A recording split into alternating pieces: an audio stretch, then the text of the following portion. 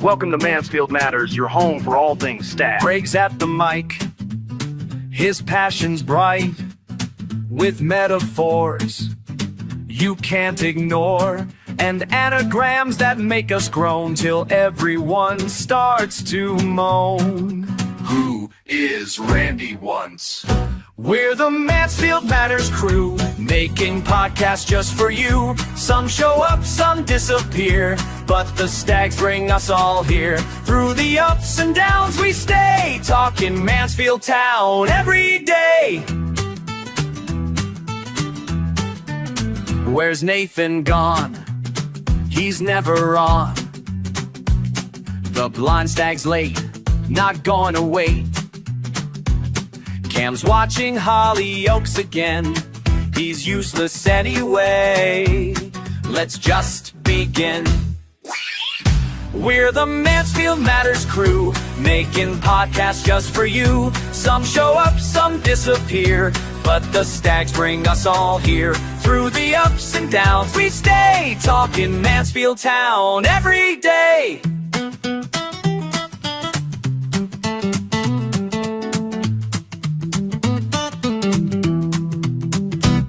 And now, introducing the world's greatest announcer. Alan brings the joy and light, while Clive keeps sense in sight. Nick's got shirts for every day. Jim's our super sub. Hey, hey! The chat rolls on. Your prediction. We give match reports and witty retorts, while Craig reads questions from his list that leave us all feeling pretty miffed. Time's almost up. Done! We're the Mansfield Matters crew, making podcasts just for you. Some show up, some disappear, but the Stags bring us all here. Through the ups and downs we stay, talking Mansfield town every day. That's all for this week. Probably. Ish.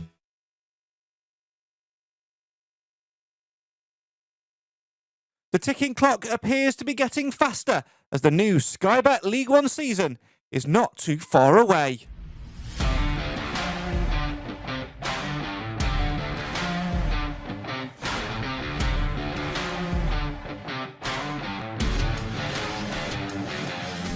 It's been a busy few weeks for Nigel Clough and his players since you last joined us on the podcast.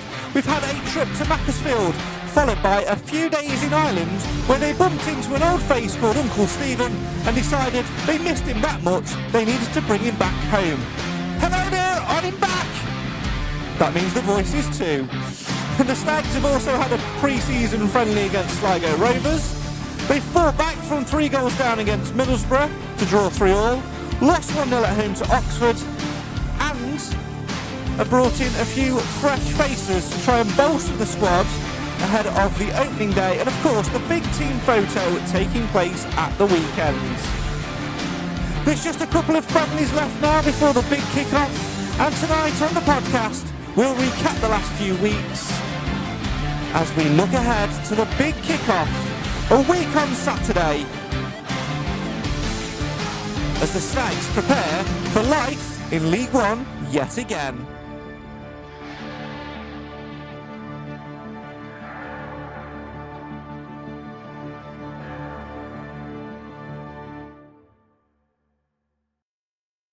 Hello, good evening and welcome to the Mansfield Matters Podcast. It's the show for the fans, by the fans. Why? Because Mansfield always matters.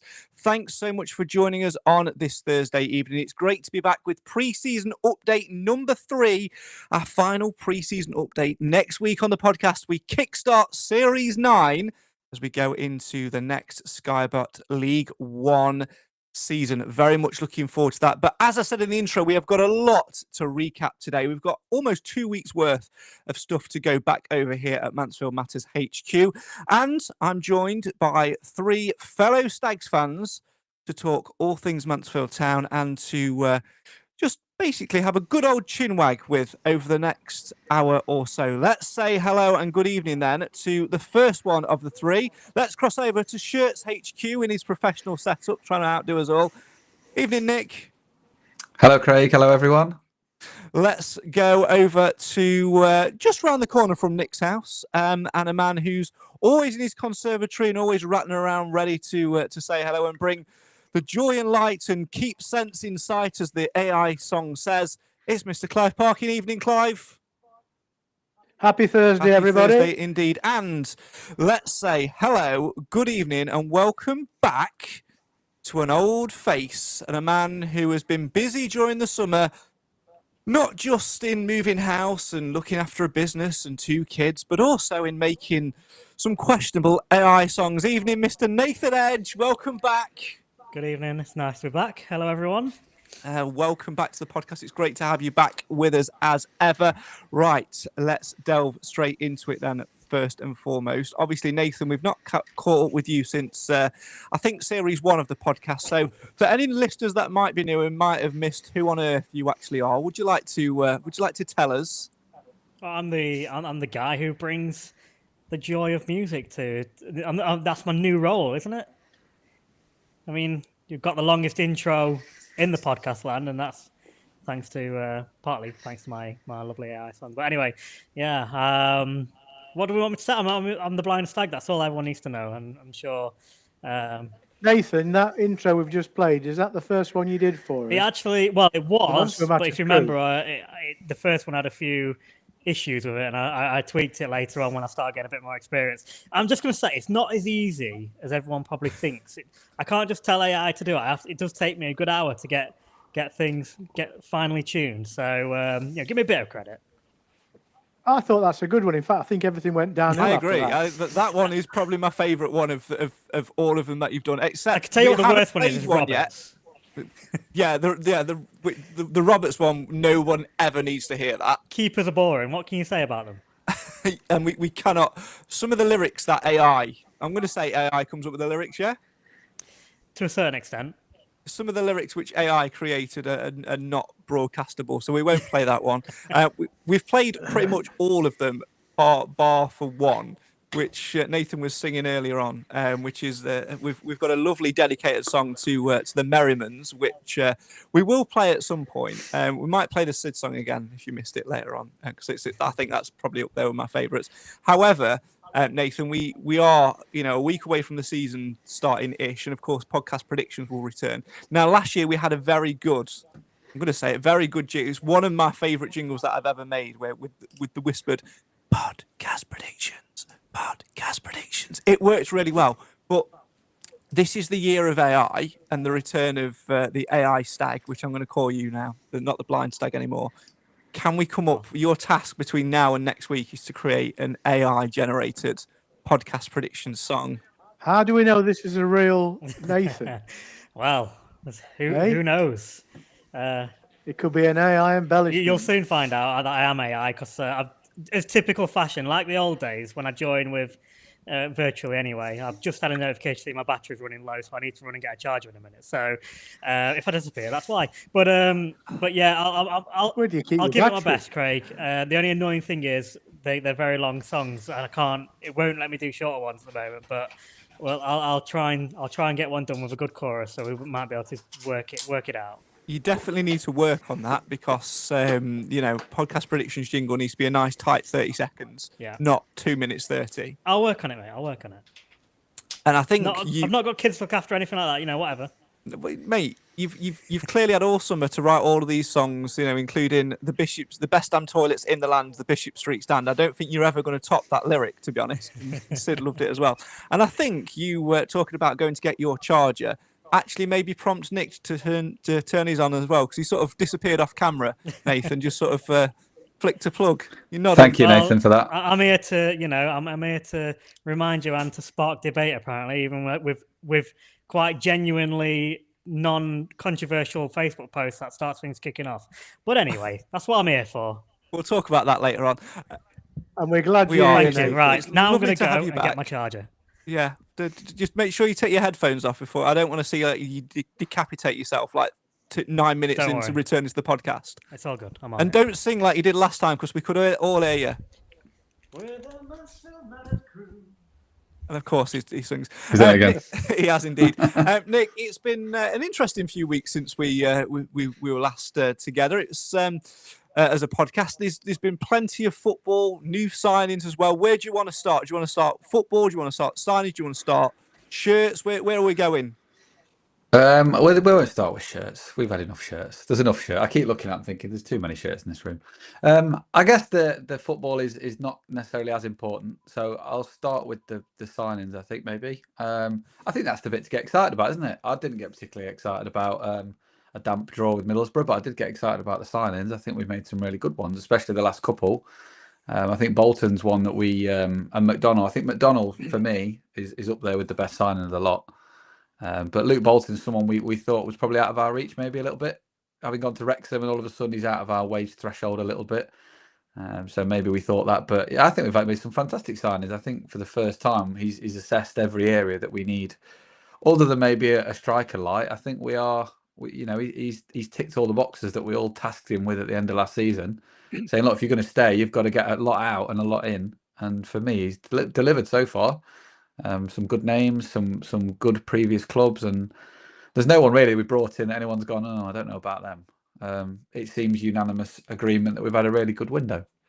I think the Bolton one for me, Clive, is one which sort of definitely brings a lot of excitement to Stags fans. Obviously, when he played for Salford, he ripped us left, right and centre when playing in that more of a forward role.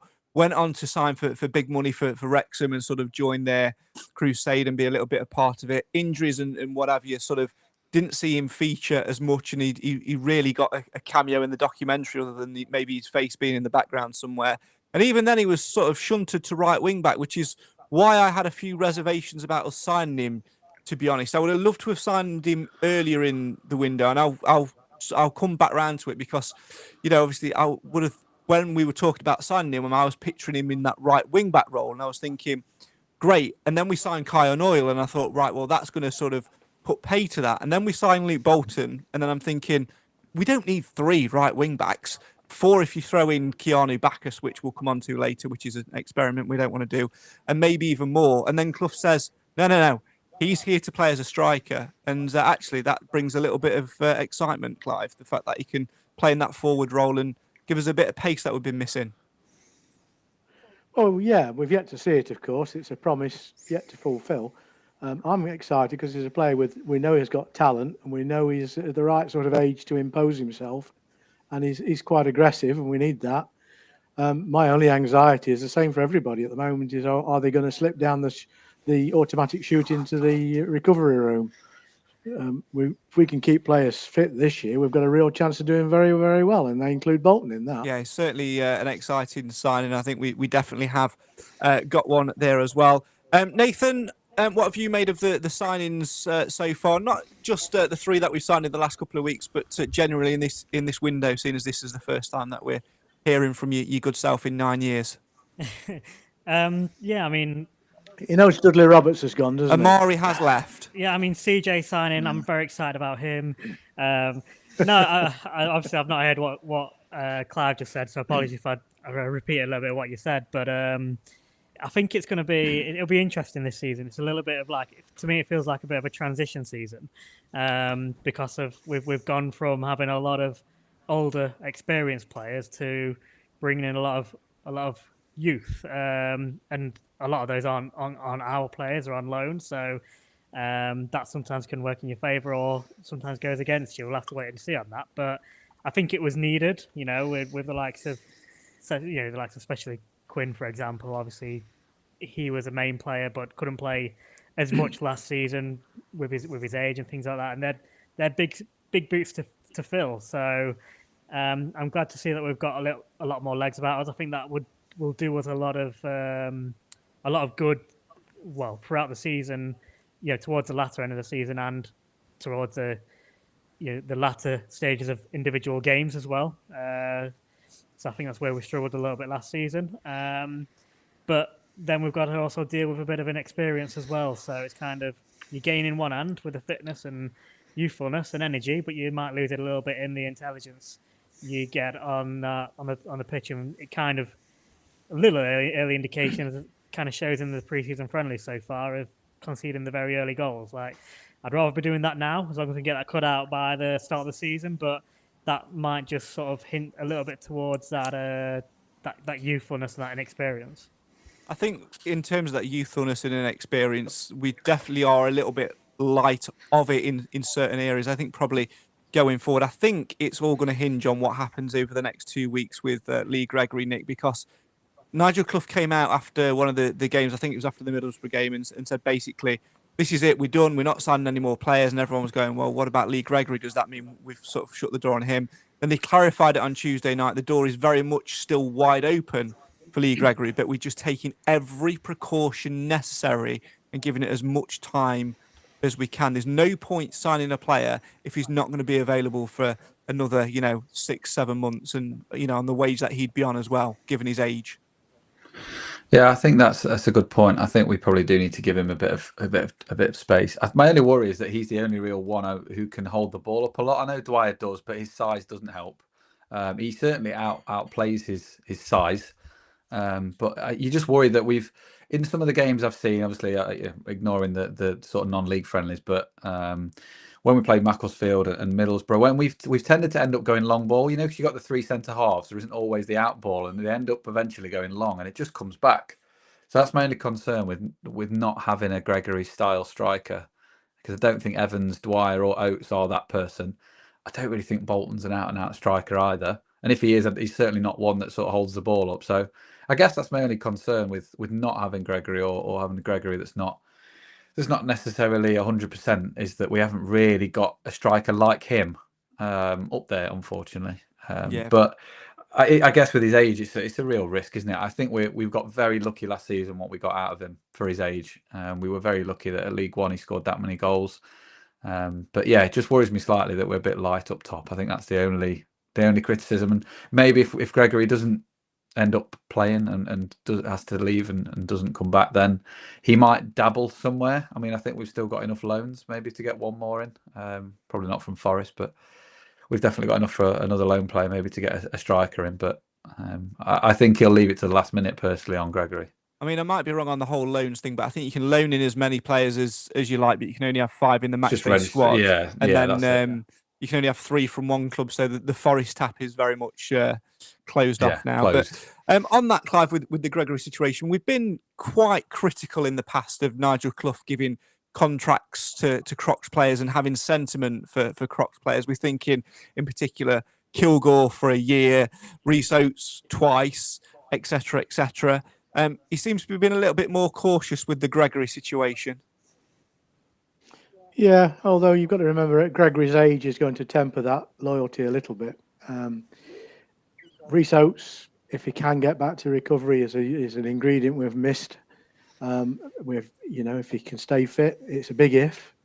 And I think it's absolutely right to give Kilgore the support he had.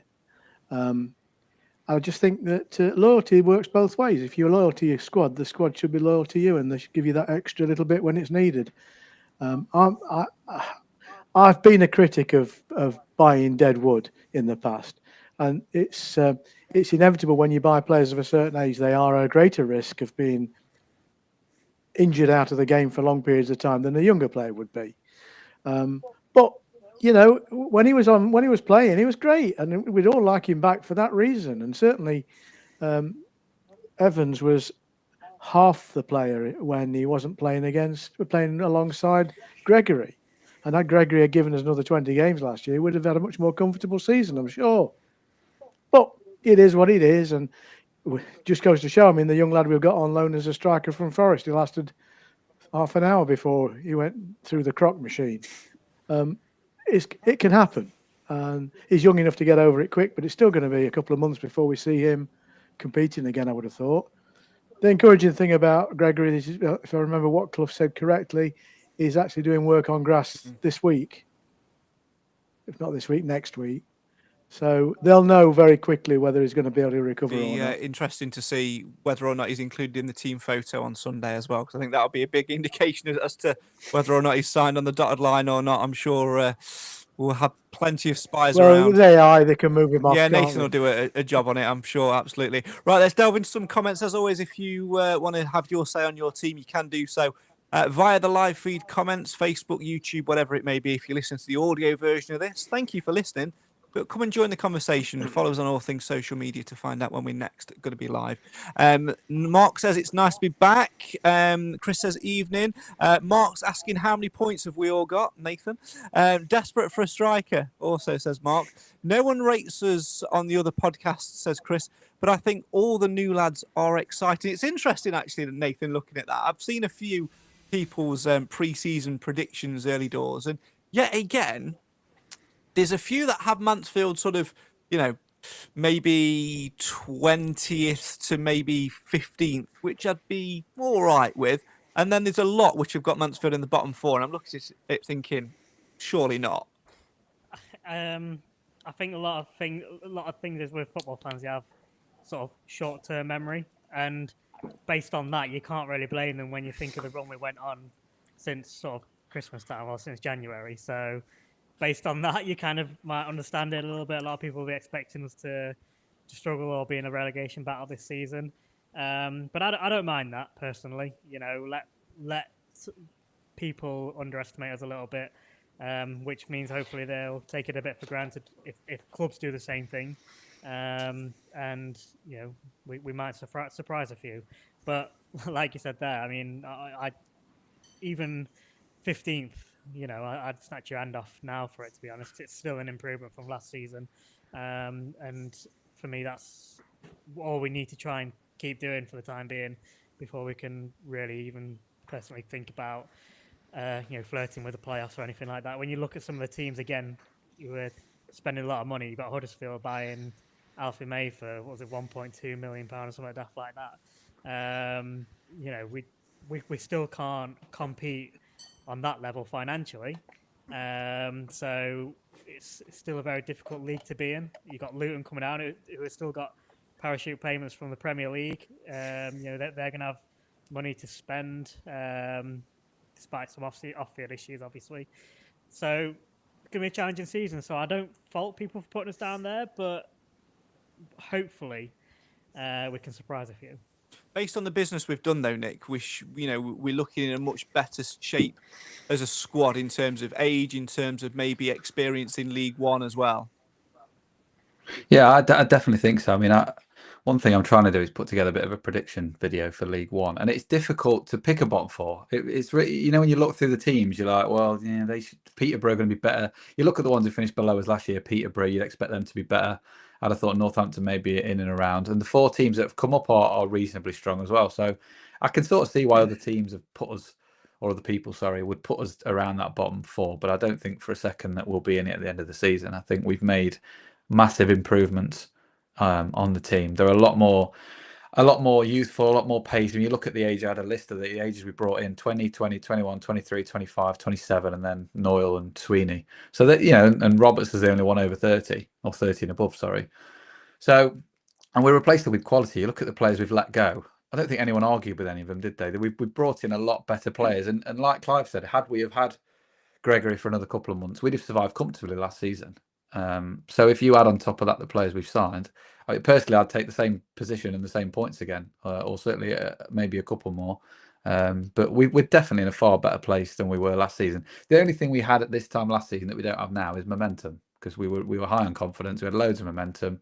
So I think I sort of think that the players that we had last season were carried a little bit by that momentum. But we've definitely got better players this year. Absolutely. We'll talk all about predictions for the season on next week's podcast when we do our traditional yearly guessing of what's going to happen. And by the end of August, we're all like, yeah, that's not going to happen, is it? But especially last year when we all put DKD to be top scorer. That went really, really well, and we had to change that. In fact, Nathan, you were the only one that didn't do any predictions last year. You've come creeping out of the woodwork this year, haven't you? Yeah, I'm here, and I'm here to regain that title from a few years ago.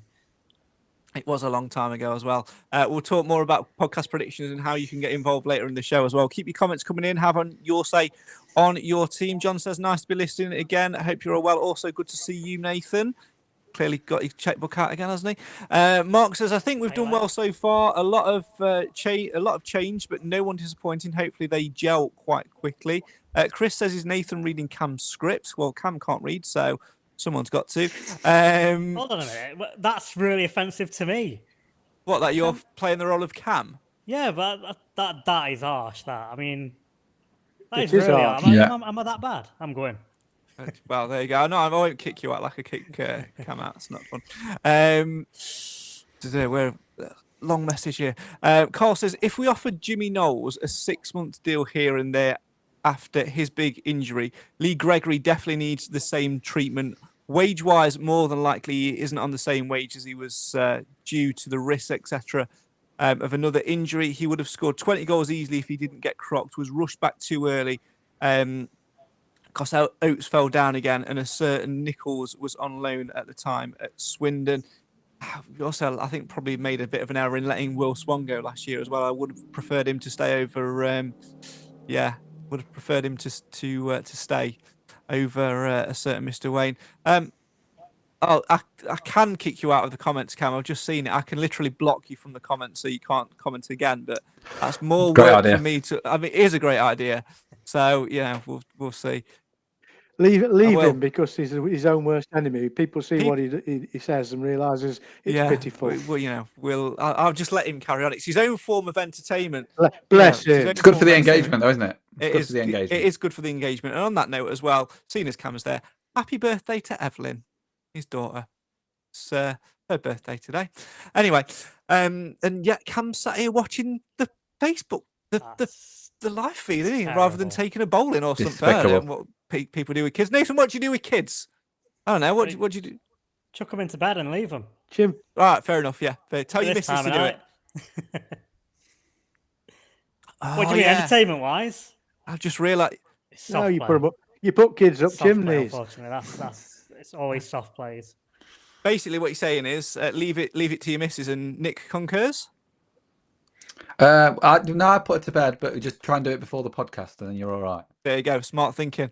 Roy says, "Can I just say I'm excitedly nervous for the coming season?" Well, you can just say because you just did. So there you go.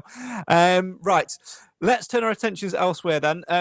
We've talked a little bit about the 3 new lads that we've brought in since we were last with us. Of course, Joe Gardner we won't be seeing for about 8 weeks or so after an Irishman crocked him. Jamie McDonald I've liked the look of very much, Nick. I think him for me out of the all of the signings actually so far that we've brought in, he's one of the ones which really excite me. He's going to be a real key figure for the system that we're trying to play. We used to have Paul Digby, the interceptor. I'm calling Jamie McDonald. I'm calling him. I'm ready for this. What name did I call? The Enforcer. I like that. Yeah, I'm happy with that. And without blowing my own trumpet, he was my top target in the midfield. So I think Clough watches. Well, maybe. You got 2, didn't you? I don't think Clough makes any decisions without referring to what you said. Exactly, Clive. We said this, didn't we, last week when we went to Macclesfield? Bolton as well, and Sweeney. That's 3. I think he's definitely. In which category did you put Luke Bolton though? Right wing back. Sorry. Yeah, nah, I'm not having it. 2.5. Half a point. Yeah. Half a point out of 10. 2.5. Jamie McDonald I think he's the best. I think he's one of the best signings. We haven't had a tough tackling midfielder for a long time. Because Reid isn't that, is he? I think you can play with Reid on your little board you've got behind you that you've not revealed yet. They seem to be side by side, which I like. I like the look of. But I think he'll definitely be a starter. The way Clough talked about him, he's clearly going to start. And looking at his record at Colchester last season, he probably should. Go on, Clive. And you're right, because you call him the enforcer because we need an enforcer alongside Reid. Definitely. Because Reid doesn't have the physicality of a Clark. No. And I think this guy has. I think he'll provide that. Side note, he seems very quick as well. Seems a really good player in that midfield. This podcast loves an absolute tangent. And whilst we're talking about nicknames, there is a particular player within the squad that we need to give a nickname to because his name is just too long, and it pains me to have a player in the squad whose name is Nathan. Of course, Nathan Mariah Welsh arrived in the summer. 2-year deal. He looks decent and tidy so far, but his name is far too long for us to talk about. And NMW does not roll off the tongue like DKD did. Obviously, last year, Desh Yoshalaja turned up, and we thought we can't say that. We've got to give him a nickname. We said Dave. It has stuck, and then some. It has stuck. But Nick, Chris, Albert, George, the thing is... That's a long name, Clive. We can't call him that. Deji starts with a D, and therefore Dave had got that alliterative connection. And if you're going to go one with this guy, you've got to start with the first same initial. So I'm going to propose Nobby. Wow. Well, Nobby Welsh. Good old Nobby Welsh. Nobby Welsh. I am going to put it to all of you to come up with a bit of a nickname, and we are going to put it to a vote, and then we'll see if the podcast has the same impact as what it did with Dave. I don't think it's going to do, but you never know what might come up. So not if we end up with Nobby Welsh. I mean, I don't like Nobby, but Nobby Welsh has got a ring to it. Nobby Welsh is Nobby Welsh. The footballer's name. He is a 60s footballer Nobby with Welsh. very long shorts. He That's is. what Nobby And Welsh side, is. Or sideburns Norman. down to his chin. Right. So, Norman. are you going with Nobby, Clive, or do you want to change it to something else? I'm sticking with Nobby. Nobby's got my I'm putting vote. Clive, and I've literally written Clive Nobby. You probably can't see. I quite like Clive's Nobby. Clive Nobby. Nick, I need a suggestion for Nathan Mariah To be Welsh, honest, please. I like. Can I second Nobby? I like Nobby. No, I think it's it's got to be an individual choice. You can great. vote You're gonna when have it to let goes me on think, though. social You're gonna have to media. let me think. All right, You're gonna have to let me think. Nathan, have I you don't got know one straight off away. that in your head yet? Or I want Nobby Welsh. It has to be the full name, not just Nobby. so you're going for a spin-off of Clive? So you're going for Nobby Welsh? Well, yeah, because I'm not going to be able to think of Well, one on There's the... no need to vote. It's carried. Well, it's not- I think the motion's been carried. Okay, right, I'll go. All in favour. Show Okay, hands. right, I'll go Nobby Welsh. Nobby. Right. We've got it. I don't know why you came up with this. So obviously during close season, we did those little mini YouTube video things when a player signed, mainly because we were bored. We did do one for Nathan Mariah Welsh. We filmed it here, me and Jim, and obviously Jim brings technical problems, and the camera decided to corrupt. The audio didn't record, so we never put it out. During the conversation, he did genuinely say that his nickname for Nathan Mariah Welsh was Piranha because he plays like he's like piranha-like in midfield. So I'm putting forward that as Jim's suggestion. I've got It's a bit fishy, that one. It is a bit fishy. I like the one, there was, I don't know if, obviously, Jamie Maguire, I don't know if it was a well-known one, but he was known as the Wasp. Could be one for Nathan if he's a bit like a piranha. Well, okay, we'll come. We might put that down. You can't have a nickname that has to have the. That's very true. Wasp. The Nobby. It won't work with the Nobby, would it? The Nobby. Obviously, The I'm knob. gonna suggest a left field one. I'm gonna call him Mariah. Yes. Carey? In brackets, Christmas. He Because could call him Carey. it's multiple layered because obviously Mariah Carey, it sounds like Mariah Welsh. She only comes out at Christmas, so there's the Christmas element, and he's a little bit of a starlet, isn't he? Christmas star. So I'm going for Mariah / Christmas. I'm going for one of the two. I thought about it one the day. We can, for obvious reasons, not use this, but I'm going to explain where I was going with this. When there's trouble outside a nightclub and the police come down with their wagon lock people in, the old name for that is a paddy wagon or a Black Mariah. Now, I think we've got to be very careful here because the lad is black and his name is Mariah, and I don't think that's clever enough. So I'm going to still stick Nick, to You can't shout that, really, can you? No, you can't. not really. And you Simon should in the comments, and I'm going to put it forward on the vote because the others aren't here to put theirs forward. Says Neil, because we were going for the whole Deji Dave thing, so I can see where that's coming from. Nick, you've got the last opportunity to put forward a nickname. I'm gonna have to. I don't know. I'm gonna call him the Barrel, because he's got a double-barreled name. I don't know. Okay. That sounds like a fat person. If you don't know what I'm Let's go saying. for the I mean, he's barrel. being called a knob or a Nobby barrel. Barrel. I mean, Nobby the Barrel. poor guy. Marie in the comments has just come up with a good. I like this. I like where this is going, people. This is much better use of our time. She said Santa or Saint Nick. You can't have two Nicks, can we? Santa's all right though. Yeah. But that's. Let's just stick I with don't wanna say Nathan. too We all loud. know that's a It's winning, Nah. name. I think Nobby Welsh. Alliteration. Yeah, Nobby Welsh. To be honest, out of all of them, I do like Nobby Welsh. It's got little Nobby Welsh has got a ring to it, hasn't it? It's got a ring to it. It's got a good AI rhythm to it, I think. He sounds like a player that's less than the average height and he's always got his socks He has. rolled down. Nathan, you never did a song for Nathan Mariah Welsh either, did you? Look, the album coming out soon. I don't want to release all the songs, do I? Come on. No. No. you've got once we decide on a nickname, you've got to make an AI song with that nickname in it, right? Well, but I think Nobby Welsh Apart worked from really that- well, let's be honest. Apart from that, Nick and I have got to practice our dancing for the Exactly. video. Yeah, I look forward to seeing it. Right. So there you go. Clive has said Nobby. Nick's gone for the Barrel. Nathan's gone for Nobby Welsh, which I quite like. Jim went for Piranha. I'm going for Mariah/Christmas. Simon in the comments has gone for Neil. Marie's gone for Santa or Saint Nick. If you've got any more, please do send them into our social media. We'll pick the best one and we'll put it to a vote over the coming days, and we will try and create Dave 2.0 and see whether we have the same impact, which we never thought would happen last year, that we did. And we have to continue with Dave, by the way, just because that was last season. It sticks. It's still Dave. I don't want to anyone calling him Deji. It's still Dave. I genuinely heard someone, as he passed us on the stairs going up for his interview with Mr. Wilson on Tuesday night, Clive. I genuinely heard someone go, "All right, Dave. All right, Macca. All right, Dave. So I think if we have a word with the kit man, we'll get Dave on his shirt. I think it's got to be done. So get him sent in. Right, let's turn our attention to on the pitch then, shall we? Nick, obviously we've seen the Stags in action a few times now.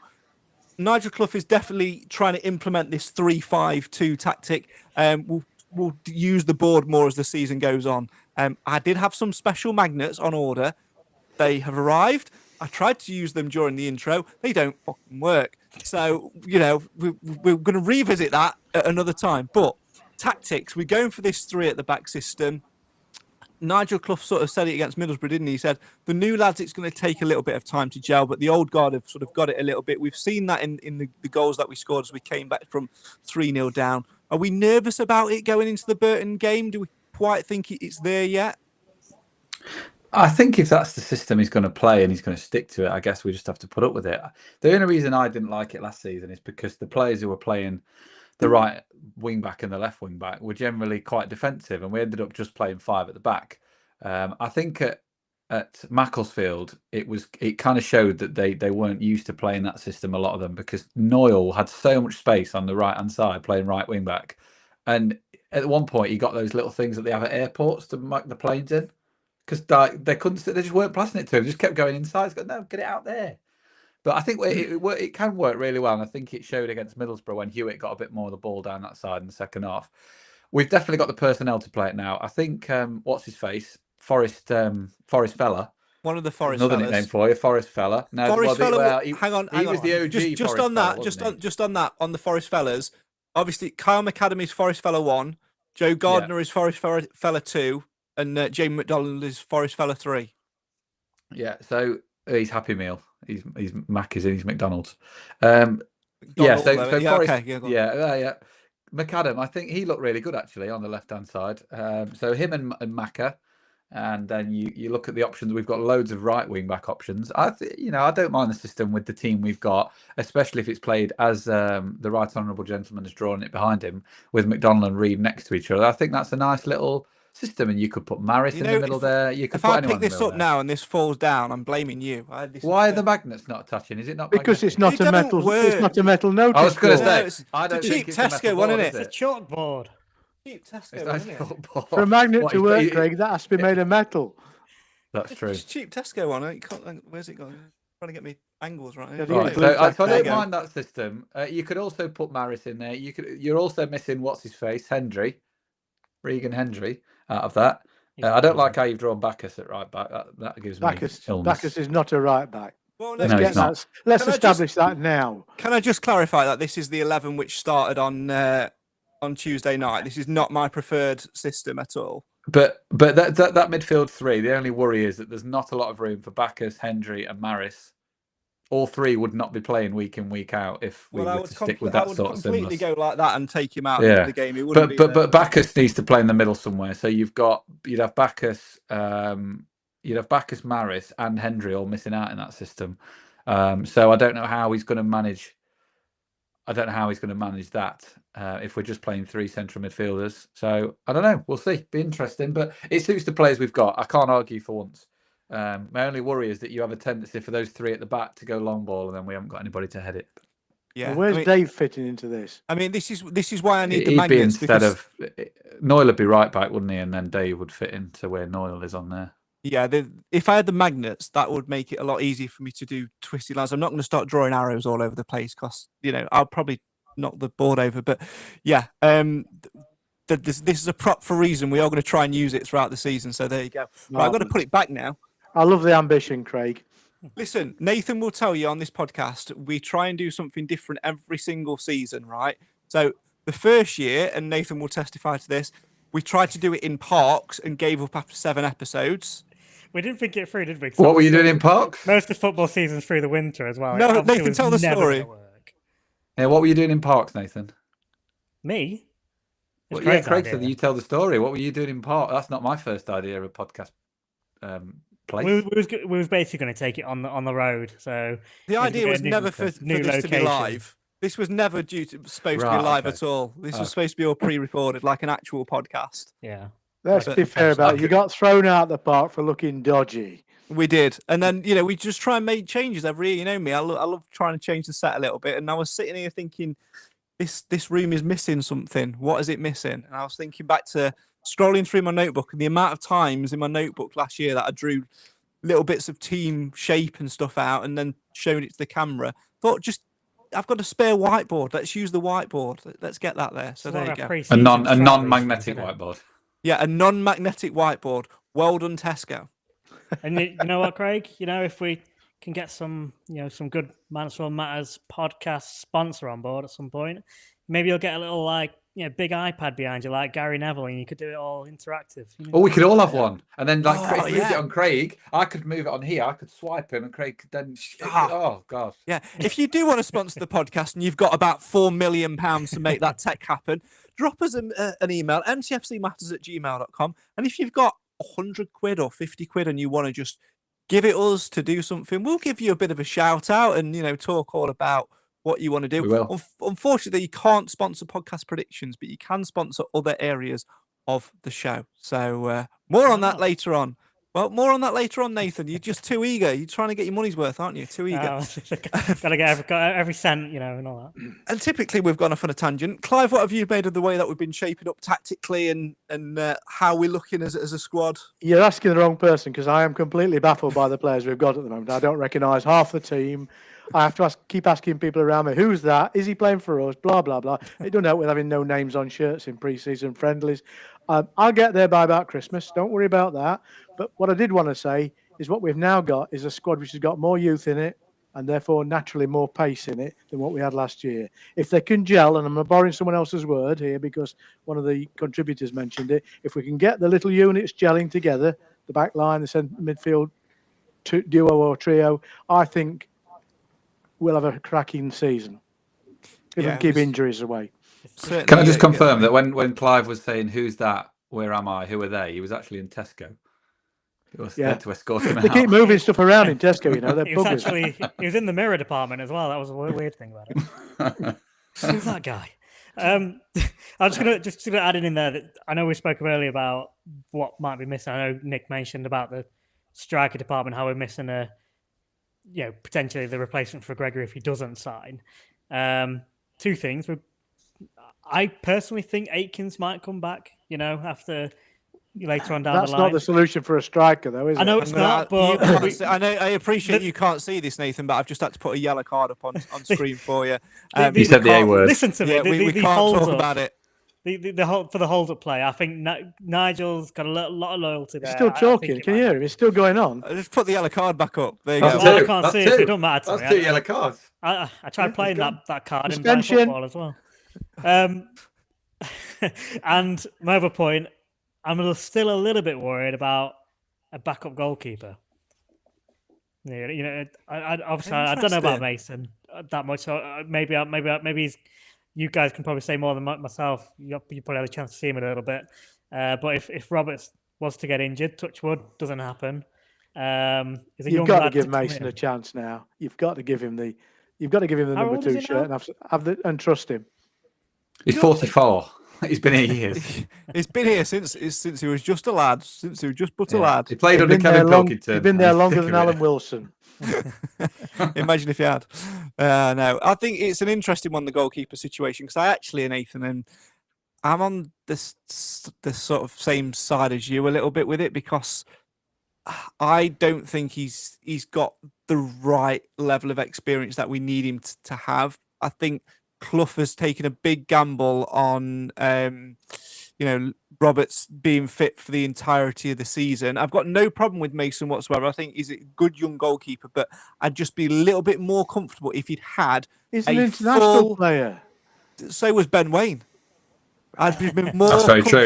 He's got you there, Clive. Point taken. I'd be more comfortable if he'd have had a full season out on loan, playing every single game at a conference club or whatever. Yes, he's had loan spells, but he's not had the loan spell length to sort of really bed in and really dig his heels in. And I just think that if Roberts takes a bit of a knock and then we have to rely on him to play a lot of games, it's a lot of pressure on his shoulders. But you'll never know. I know. Find out. My plan would have been to bring in an experienced number 2. Unfortunately, we missed out on the target that I would have wanted, to come and sit on the bench or whatever, and really sort of bring him on in training, but get him out for one season, but with the caveat of playing everywhere, and then we can look at the situation again in January if needed. But I'm more than happy for him to be given a chance. I'm just hopeful that when the cup competitions come along, that Clough does decide to give him an opportunity, because otherwise he's never going to get proven, is he, Nick?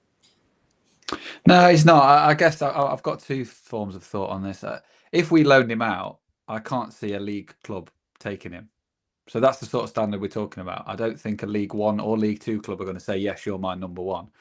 So if we do have to rely on him, he isn't of the caliber that we'd probably need. But we've got to play him at some point. We can't keep loading him out. He's got to play. I'd like to see him play all of the Papa John's, car, vans, pizza, also window screens trophy. I'd like to see him play all of those games. And to be honest, let him play in the League Cup. Like, he kept playing Pim in that last year. So I played Flinders, for God's sake. I'd like not the first round. Well, I don't really care. I don't care about that game anywhere near as much as anyone else does. But for me, just give him the game time. Like Clive said, he's got to play. I don't think he's a League One standard at the minute, but you'll never find out unless he plays. And he certainly should be playing in the cup games. And then if at the end of the season we go, you know what, he ain't going to be good enough, then we get rid of him and we bring in a number 2 who is good enough. I suppose the one thing we do have is, if I'm right, is there still such thing as outside the transfer window emergency loans for just goalkeepers? Yeah, but you have to have no goalkeepers available, and technically we'll have Nunes as well as number 3. International. Unless he's out on loan. I agree with Nunes going out on loan. I think he's got to go out on loan, hasn't he? Perfect thing to do. But I think if you're not prepared to give Mason a chance, you should have let him go. That's my view. Yeah. I mean, to be fair, Clough did say, look, if we'll have a look, if we can get someone that's happy to come and sit on the bench like Flinders was, then fine. But we're not going to throw money at it. I'll say this: I think Grimsby Town by Christmas will be begging for him. We'll see, won't we? Right, plenty more still to talk about here on the Mansfield Matters podcast. Do not go anywhere, because after this, we're going to name, shame, hang, draw and quarter a man with no points.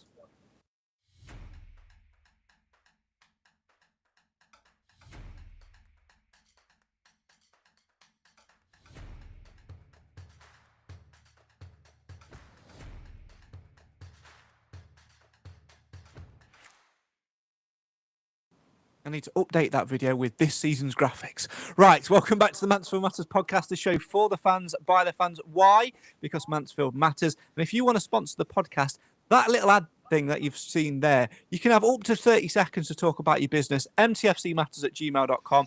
Drop me a line. We'll sort out a little deal. Let's get you advertising on the podcast. It's been 9 years now. We'd love to get you on board. Right. I'll pop round and see the bloke at Savannah Rag, see if he's got any spare cash. Right. I bet he has. Let's move our attention elsewhere, shall we? We mentioned it a few minutes ago, Nathan, the aforementioned cup game. I'm of the same opinion of Nick, as in, I don't care about going. I'm not going. Didn't get a ticket. Not in the slightest bit bothered about it. Obviously, I want to absolutely hammer them into the ground and have every single player given a knighthood and a Knight of the Realm in that round. And it's completely unacceptable if we get anything other than victory. However, I know you were desperate for a ticket, and you've caused a little bit of a stir, haven't you? For anyone that doesn't know, let's tell the story a little bit, shall we? Can you go and read it word for word? No. Well, I just thought, in my defence, that I feel like the way it was written wasn't in a way to cause controversy or to trigger anything. Nathan, I agree with you, but you've got to read it to the end to realise that you're actually blaming yourself and not the club. Well, yeah, well, read it to right the end. up until the last sentence. It looked like you were moaning. Yeah, that takes a degree of brains to be able to do that. And it was on Facebook. So if you've ever spent 2 minutes on there, if you had a debate, we are currently streaming on Facebook Live, so be careful who we're insulting here. Hello, Facebook. Hello, YouTube. I was good today. I haven't missed a Chesterfield game for a long time, and probably I think a lot of people are in the same boat as well who have not missed a local rival game like that for a long time and not been able to get tickets. So I'm well aware I'm not alone. My point was it's just worked out very bad timing for me. The fact that it's all my dad's fault. He's moved to Spain. We used to travel a lot of places, a lot of matches together. Because he's buggered off, I've not got anywhere near as many points as I would have done, so I missed out on tickets. But yeah, that's all. Personally, in a perfect world, if it could have been backdated, but obviously not away games, they're not going to be able to track that. But people who've had season tickets for many, many, many years, just to get them some extra points when it first started out, but it didn't. It is what it is. There needs to be a point system. But Nathan, you have a responsibility in this world, and as a member of the Mansfield Matters crew, even if you've been an absentee for a while, you have a responsibility. And what you managed to do on Facebook was to tickle the underbelly of the moaning crowd. And is that very difficult? Because it doesn't. It was more than a tickle. It was more than a tickle. It doesn't take much to provoke the moaning minis to come out. And it's not hard, is it? I'm sure we're going to talk about the ticketing system. You provoke stuff, and it's not good. Look, a few years ago, right? I don't know if you remember. I put something very similar about Wrexham away, and I managed to get tickets in the end. So I thought if I just put something out again, you never know. I even considered playing the blind card, but I didn't. My dad told me to do that. I said I'm not doing that. I'm not scooping that low. How does that work? I don't really know. I did say I'm happy to take an. That would have the opposite effect, wouldn't it? Because somebody go, you can't see. Well, yeah, it doesn't need to be that kind of thing. But I said, look, I'll take an obstructive view. I'm happy with that. Don't mind. But yeah, I just. That might have worked at Saltergate. I don't think it works at the new ground. That probably would have worked at Saltergate. That's very true. Sometimes I wish I had an obstructive view. Anyway, back in the day, I could see. Anyway, yeah. Can I just say you have a perfectly obstructive view anyway. I said back in the old days, so when I could see, which unfortunately was the conference days, which I wish I didn't see, but I did see. Anyway, carry on. Right, well, as long as you realise you've been stirring, that's all. I'm for it. Read to the end of the post and you'll understand where. I read to the end of the post, but unfortunately, you'd agitated half a dozen people before you got to the end of the post. And you know how it spreads on social media. All right, I'll do it backwards next time, shall I? It won't make any sense. Keep your gob shut. No, that's freedom of speech. Come on.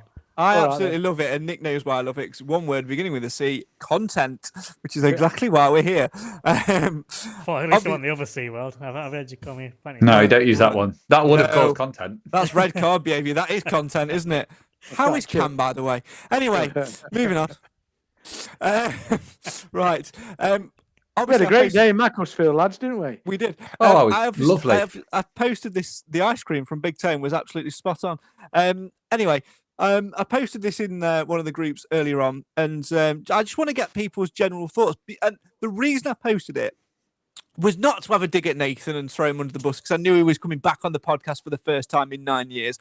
I wanted to have a discussion generally around the ticketing system, pros, cons, etc. Because I'd seen other clubs in particular and stumbled across Stockport's and the way that they've done it, and it's very different to ours. And I just wanted to get everyone's take on it and just see whether we think it's worth having a refresh at the end of the season. Obviously, we've done a lot of stuff off the pitch in this close season with the change of kit suppliers, etc., etc. So nothing's beyond the realms of possibility. But first, I thought I'd delve into some of the reactive comments from our post about Nathan this morning.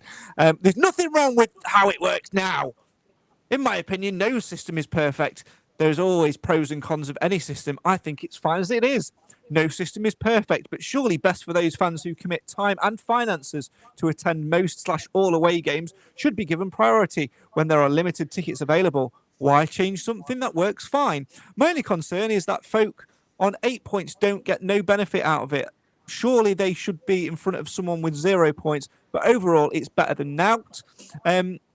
For me, our system works for those who go to all away games. Those fans should get priority over fans that only go to nearby games. And if we draw a big club in the cup games, you'll never please everyone, no matter what system it uses. And just basically think of words that are along that sort of system and make a comment out of it. However, I wanted to talk about Stockports and get your general opinions on the Stockport ticket system, and just to sort of see whether or not this is something which might work for Stags, or whether you think our system is what it is. So here's what Stockport have posted on their website.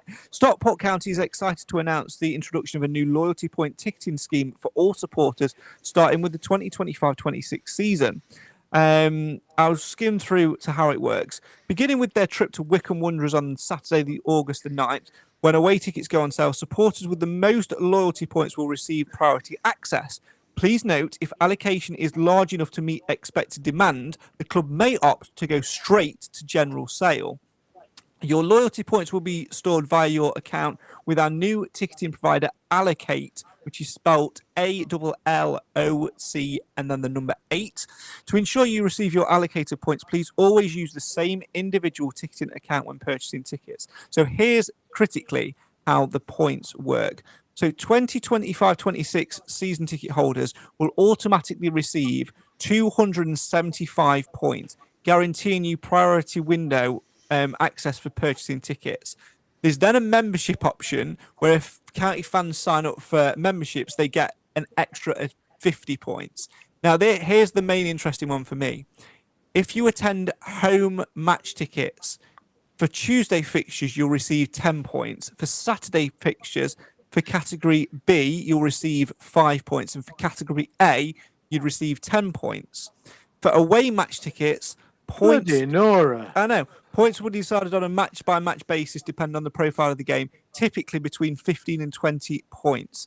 And extra points will also be given for attending midweek away matches to further reward passionate away fans who travel to support them up and down the country. So I think the key points there for me, Nick, are they're doing one thing which we don't do, and that is they're taking into consideration home games. And then the second part of it is they're setting the number of points that you get straight away so high that it's not really going to fluctuate like ours have done, because suddenly ours have gone from 21 points and above to 40 points and above, or whatever it may be. There always seems to be a jump and nobody quite knows where they're at with it.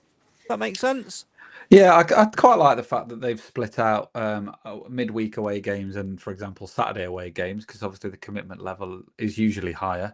I don't mind our system. The only thing that I don't like with our system is that it kind of the drops are too big in between the categories. So you've got to have, like, I don't know, 21 points, whatever. Then it's 12. Then it's nothing.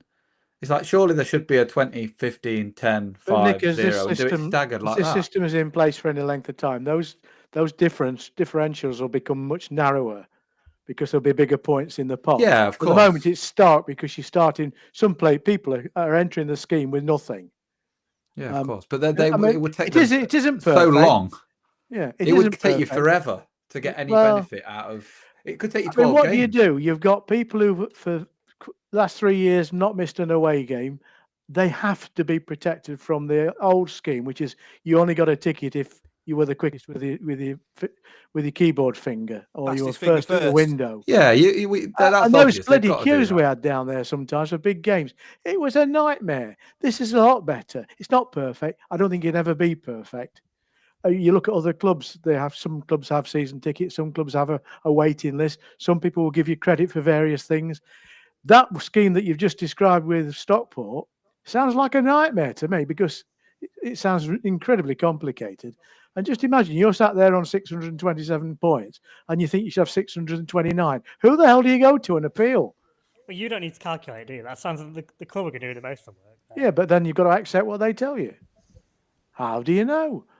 Listen, you can either have a system where there are no privileges for being a regular, which is wrong in my opinion, and then you've got to, what we've got is a system which means for some matches, unless you're top of the heap on points, you won't get a ticket. Chesterfield might be a good example of that. Burton, we've sold out of Burton. There must be people looking for Burton tickets. I mean, we don't have a great deal because our travelling group, we always buy our tickets when the one with the least is able to buy it. So whilst I've got quite a few points, I'll wait until the least equipped of us has got their opportunity to buy, because we travel as a foursome. We want to go to the games together normally. And that's okay. It's a game of chance at that point, because if you leave it to too long, then they've all gone. But it only really applies to the small grounds. A lot of the grounds we're going to this year, there's going to be plenty of space. No one's going to fall out about Plymouth tickets and Exeter tickets, are they? Because the marquee games and the locals are going to be ones that challenge us most.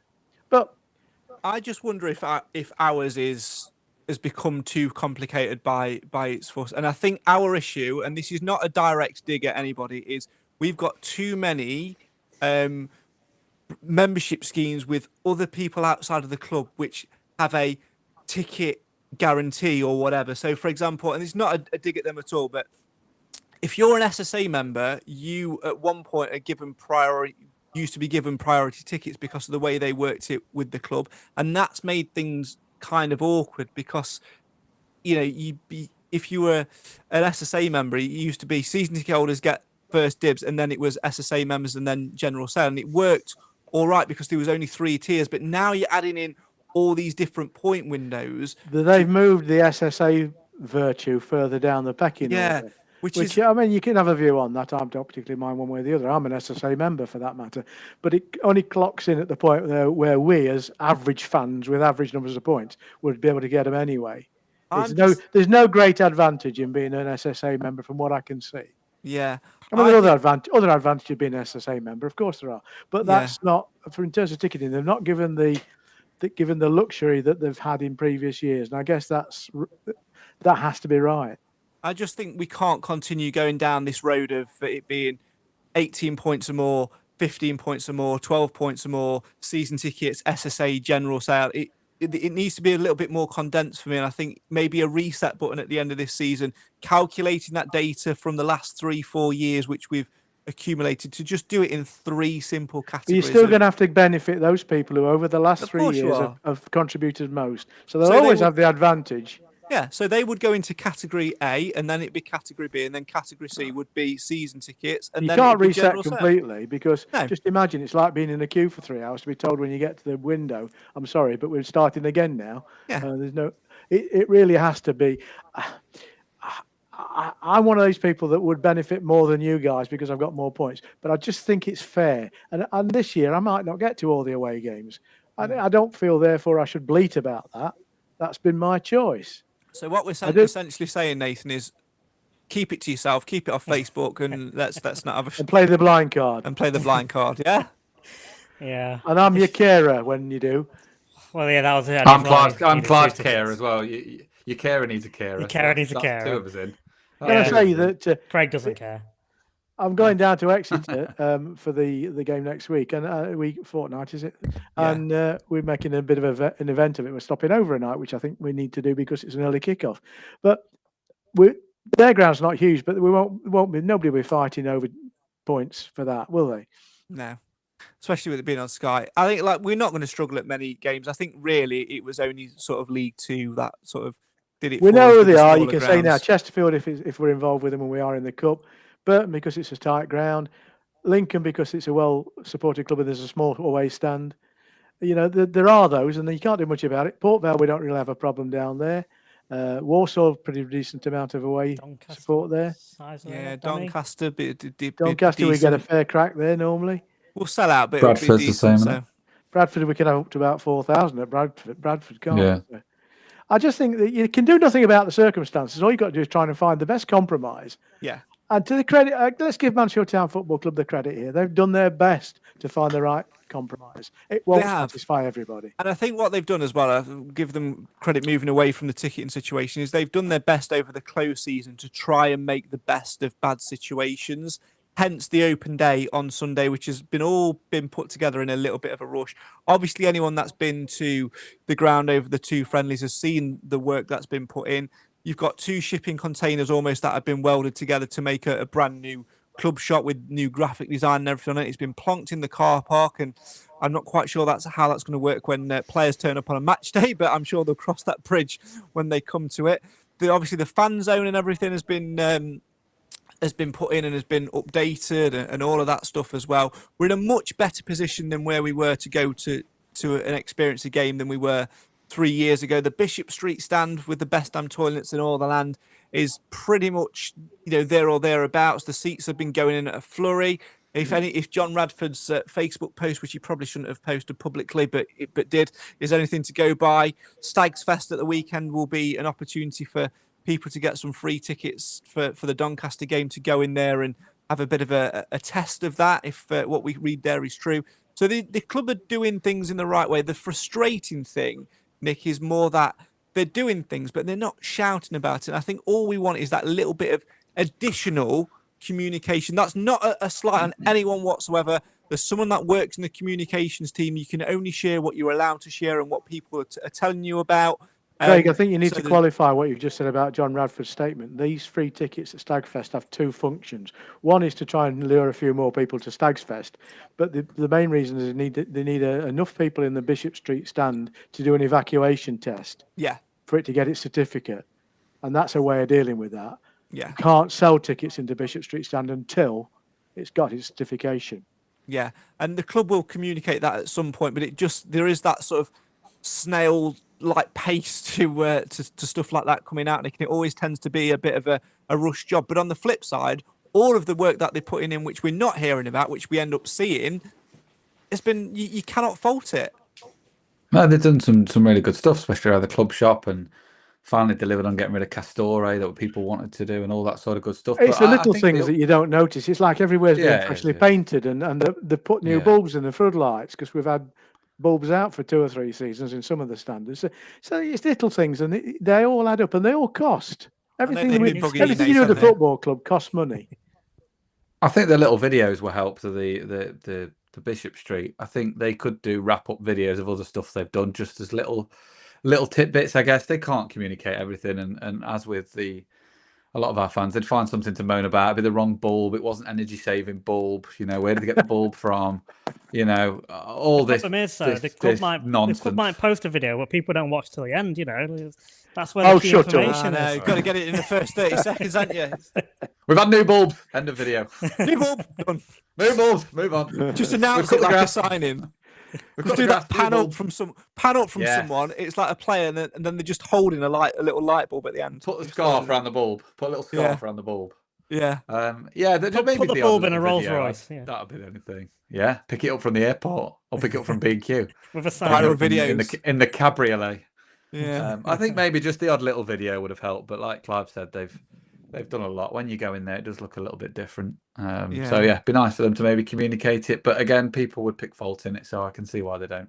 Looking forward to seeing how things pan out. I think Sid's had an awful lot of Mickey taking, and it's not deserved. I mean, I nearly played the song again then, but I need to move on to talking about the open day. Obviously, there is an open day on Sunday. And there are a few key times and a few key things to think about. So if you fancy a little wander around the dressing room and see the likes of where George Maris would get changed, or where Will Evans will dry his hair, or whatever, exactly, or where Andy Garner would indeed stand to look at players and just say, "Oh my God!" Then you can go in and have a look. The dressing rooms are open from 10:30 to 1:30 if you want to go and have a look. Mooch around them. You can enter via the emergency gate between the Quarry Lane stand and the Ian Greaves stand. You can meet the players if you want to do so in the 1861 suite. Use the director's entrance for that. It's 12:30 to 2:30, but fans are advised to arrive early as long queues are expected. And that brand new club shop, which we've been talking about, that is going to be open from 10:30 to 1:30. It's going to be located opposite the ticket office at the rear of the Quarry Lane stand, and the new kit is now on sale. You need to sell a kidney in order to be able to buy it. And if you fancy a little bit of a drink and a little bite to eat, Sandy's Bar and Kitchen, that's going to be open from 10:30. I think they're doing some pork cobs or something along those lines, some ice cream sundaes. And the fan zone outside Sandy's is going to be open from 11:30. However, please note that the ticket office is closed, as is the Radford Foundation marquee. And I think there's a reason for that, Nath, because I think you're going in there, aren't you? I am indeed, yeah.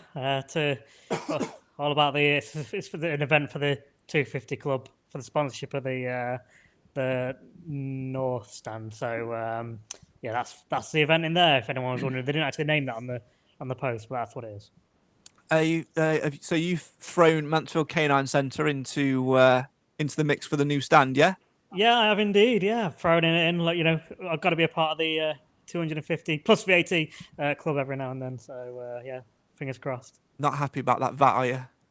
You know what I'm not happy about, and I'll make it quick.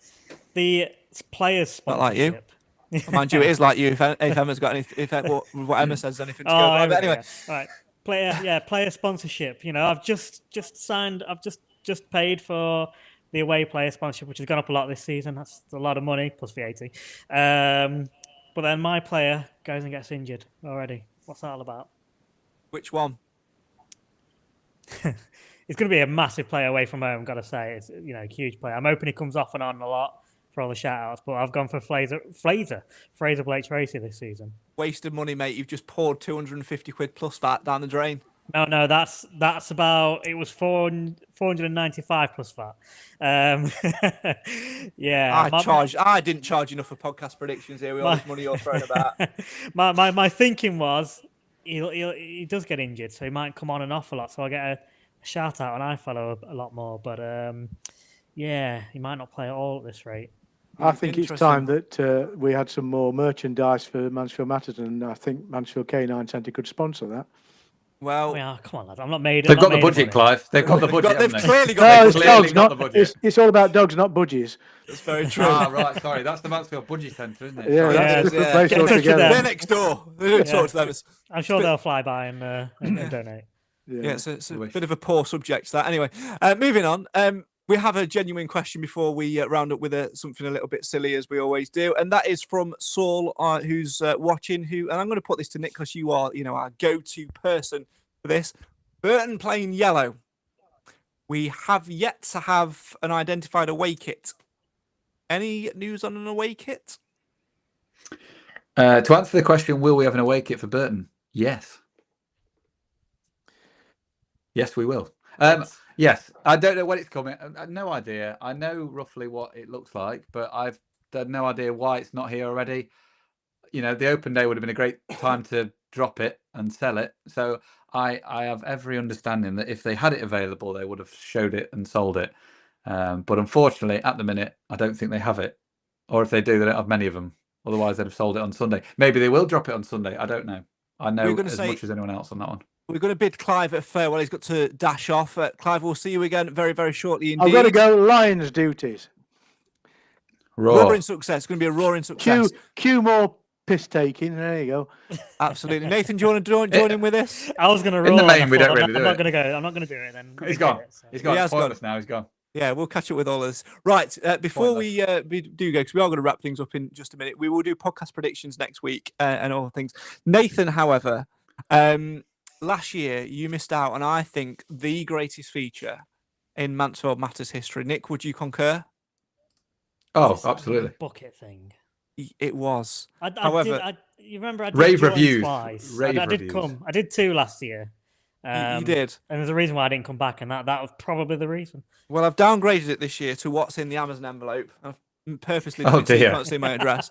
What's in Craig's Amazon envelope? That's not got a ring to it. I've Amazon paid for this. What's in Craig's package? Sponsorship. We could call it that. What's in Craig's package? Well, there's plenty of things in Craig's package. I like something small. Probably. It actually is. And that's not an accurate representation, let me tell you, gents. Anyway, I was going to play this with Clive as well because there was 3 of you to play it, but there's now 2 of you. So I'm going to give you 4 questions each.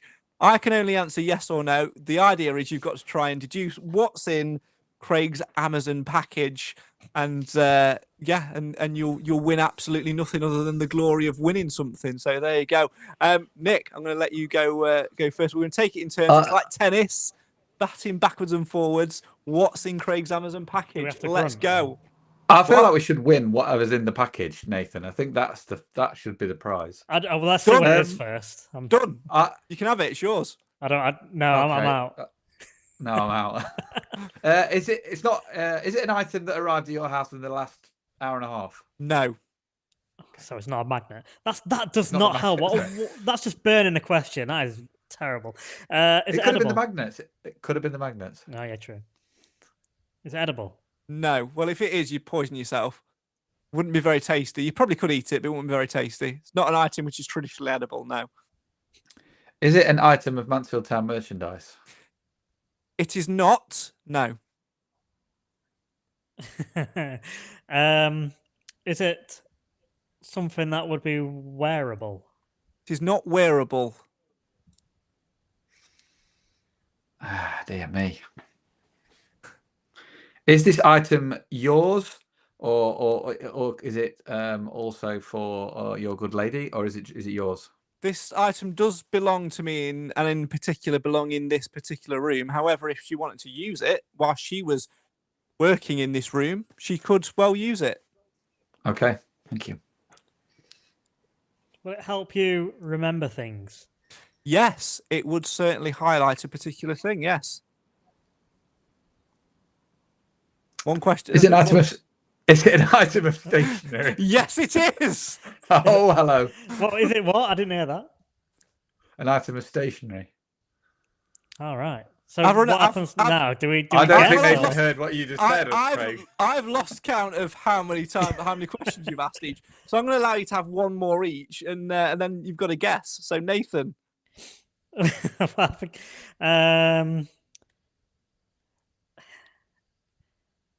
It's a weird question just to link it, but has there been some of these released in full on iFollow of late?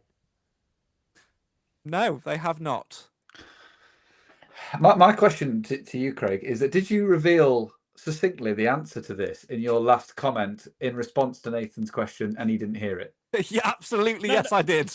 So what You I could said say- is you the could answer say, was Nick, yes. You could say, Nick. No. You The could answer say, wasn't Nick. yes, but he said the answer in You the could say, response to your you could previous say, question. Nick, that I brought some colour to the situation, You could. and you went could. went Put a over lid on it very. It's I obvious put to a lid everyone on it's a it. highlighter. Oh, he's ruined it. But I'm just saying, right? When I meant by He's iFollow, I ruined meant it. highlights have been placed out, in full. So Oh, the answer rubbish. should have been yes, not I mean, no. But anyway, carry on. Clearly, you I thought know. it was a garden gnome. Clearly, you've got half an idea of what this is. So I'm going to make you be more specific in your guess. What is in Craig's Amazon package? Nathan Edge, A yellow highlighter. Nick of Mansfield Town Shirts fame. Pink highlighter. Nathan's gone yellow. Nick has gone pink. There is jeopardy in this. One person is there? going to get a highlighter pen. Is there jeopardy?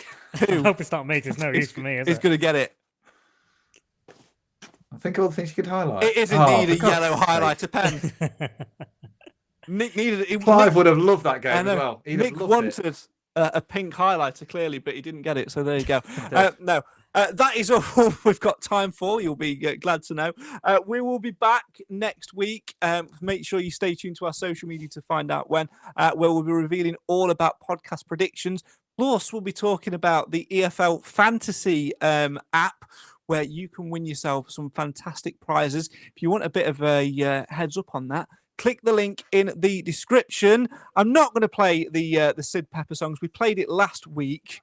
Cam, I know you've just said boo, keep going, but unfortunately for you, we've all got lives, and we do need more Mansfield Matters content. But I'm sure you can find other things to entertain yourself with in a hotel room, which we don't really need to talk about because I feel physically sick now. And it's not Craig's package. It's definitely not Craig's package, or there may Yeah, well be some packages involved.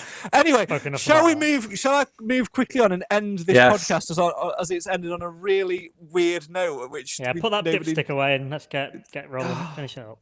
Oh, do you know, it deserves a. Oh my god. It does deserve an oh my god, absolutely. Nathan, it's been fantastic having you back on. I'll see you in another 9 years. Nick, it's been great having you back on as well. More YouTube content coming from, well, you're both YouTubers, but Nathan doesn't do anything about football. He does stuff about his family. What's your YouTube, Nathan? Blind Dad and Family. I haven't uploaded. I upload as much on there as I do come on this podcast. So But yeah, Not very good. Blind Dad and Family. There you go. Nick, obviously your YouTube channel is. Mansfield Town Shirts. What have you got coming up for us? I've got to do a wrap up of pre-season at some point, and I will probably link back to my transfer video and see how many I actually got right and how many actually did anything. And I will probably do a prediction of the season that I will get horrifically wrong, but I haven't filmed that yet. So, well, we look forward watch to this space. Watch this space. Indeed, we look forward to seeing it. And Nathan, finally to you then. Obviously, it's been great having you back on the podcast. Really enjoyed having you back with us. Anything Stags related that you want to talk about before we leave? Anything that you want to talk about? Anything you want to say? No, I feel like there should be, but and that is what we do to people who don't bother. You know, spending 1 hour 20 minutes making us an AI video. We cut them off the podcast and we give them. Someone has to have the cam treatment, don't they? So there you go. Right. Thanks so much for joining us. We'll see you next time. Sadly, that's all we've got time for on this week's Mansfield Matters podcast.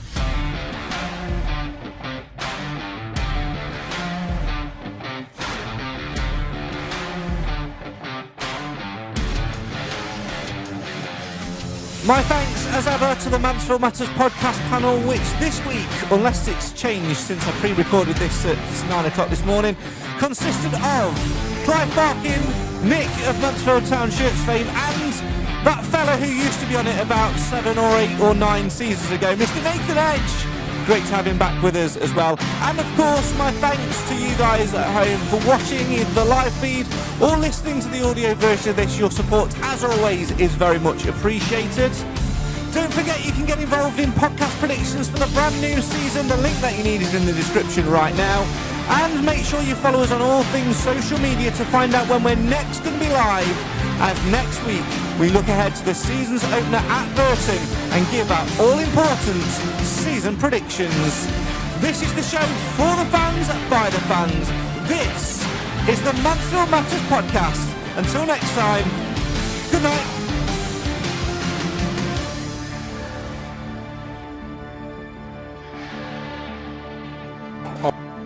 Oh my God.